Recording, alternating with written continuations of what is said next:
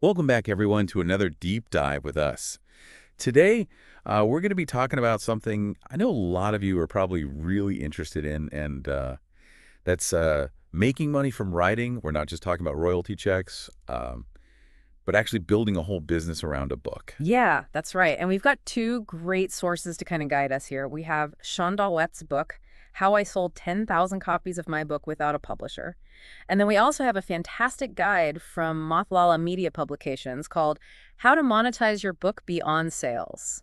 So get ready to level up your author game. First up, let's talk about Sean Dollwet. This guy sold 10,000 copies independently, no big publisher backing him up. So what's the secret sauce?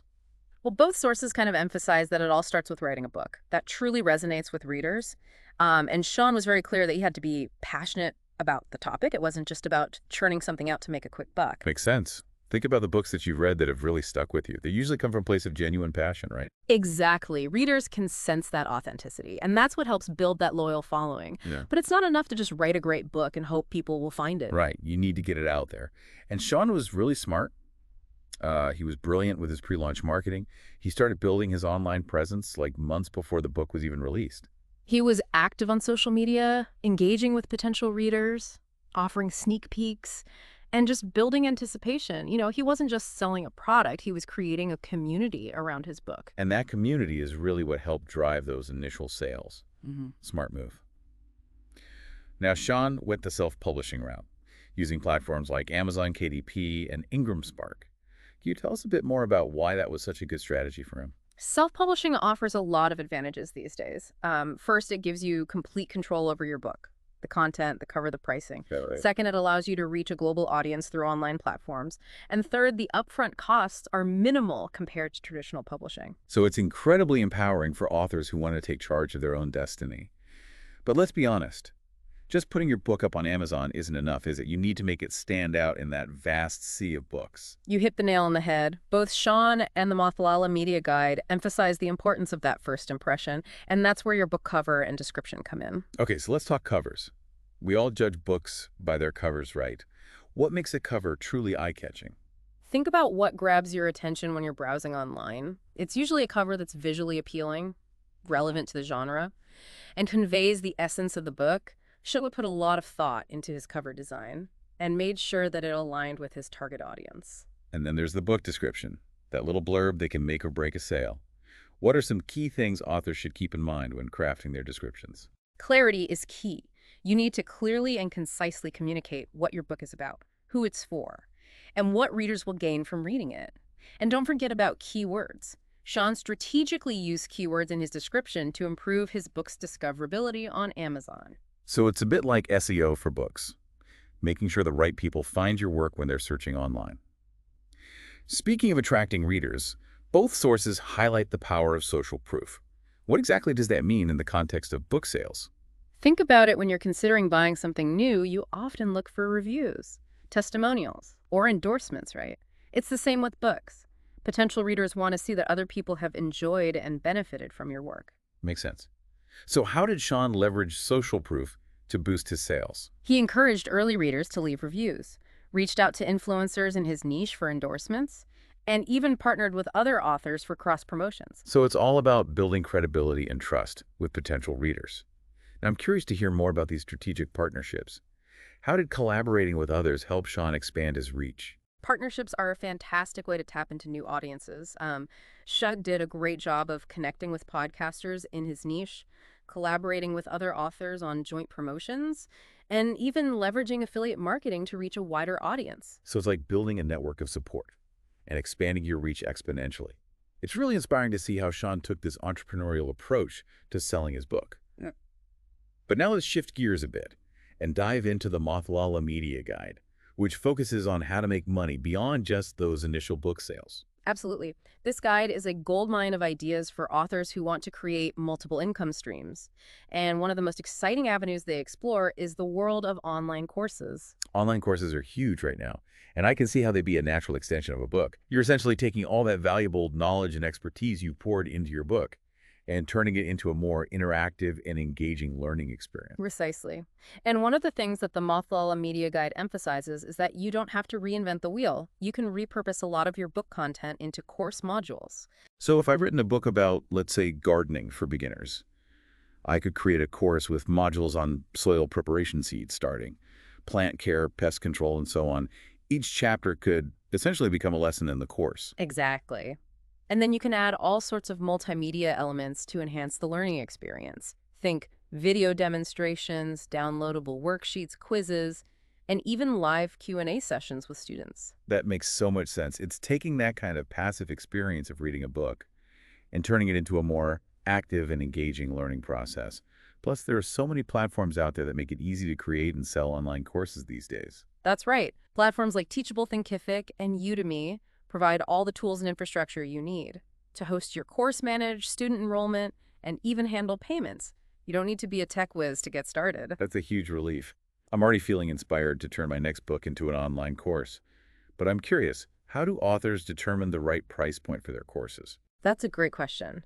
And the Mothwell Media Guide offers some really helpful strategies for pricing your course effectively. One approach is to offer different tiers or packages. Oh, I like that. So you could have a basic tier that gives access to just the core course materials, and then a premium tier that includes bonus content, group coaching calls, or even one-on-one sessions with the author. Exactly. It allows you to cater to different budgets and levels of commitment, and it's a great way to increase the value proposition of your course. Now, beyond courses, the Mothwell Media Guide also highlights the potential of coaching as a way to monetize your book. Can you tell us more about how that works? Coaching is all about providing personalized guidance and support to individuals or small groups. It's about taking the principles and insights from your book and helping people apply them to their specific situations and goals. So if my book is about, say, improving productivity and time management, my coaching services could help people create customized action plans, overcome procrastination, and develop better habits. Exactly. And coaching can be incredibly rewarding, both personally and financially. You're not just sharing information, you're helping people make real changes in their lives. I love that. It's taking your expertise to the next level and really making a difference. And just like with courses, there are so many different ways to structure coaching programs, right? Absolutely. You can offer one-on-one coaching, group coaching, online coaching, in-person coaching. The possibilities are endless. The key is to find a format that aligns with your skills, your audience, and your lifestyle. This is all so incredibly exciting. But I have a feeling there's one more crucial piece of the puzzle we need to discuss, and that's the concept of building a strong author brand. You're absolutely right. Everything we've talked about so far, from selling books to creating courses to offering coaching services, hinges on having a strong author brand. So what exactly does it mean to have a strong author brand? Is it just about having a catchy name and a pretty website? It's so much more than that. Your brand is your reputation, your promise to your audience. It's about being clear on your values, your message, and your unique voice. It's about consistently delivering high-quality content and experiences that resonate with your target audience. So it's about building trust, credibility, and authority in your niche.